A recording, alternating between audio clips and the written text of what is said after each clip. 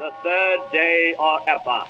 And God said, let the waters under the heaven be gathered together unto one place, and let the dry land of the earth appear. And it was so. And God called the dry land earth, and the gathering together of the waters called he seas. And the evening and the morning were the third day. The beautiful simplicity of this statement might mislead us into thinking that the gathering together of the oceans and the erection of the mountains were works of magic. While divine operations are all great and wonderful, they are usually accomplished by reasonable methods, called the course of nature. And nature's course must be marked out by nature's God.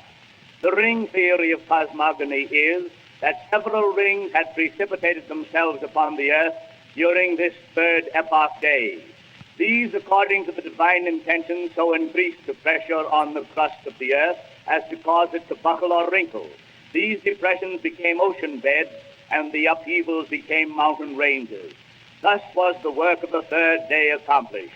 The waters were gathered into seas and oceans, the dry land was upheaved, and began gradually to drain off in preparation for vegetation. This draining must have required a long time. We need not assume that all the continents, as we now know them, were thrown up on the third epoch day. In all probability, the American continent was thrown up much later than were Europe, Asia, and Africa. Earthquake disturbances in our day have changed the surface of the land. They give us a reasonable conception of how the divine command was executed on the third day preparatory to earth's vegetation.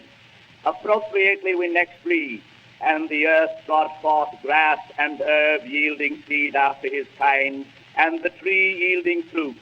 That is to say, vegetation began on the third or Carboniferous day, though it did not reach its perfection until after the light of the sun penetrated. There are grasses and other vegetation which prosper best in darksome shade.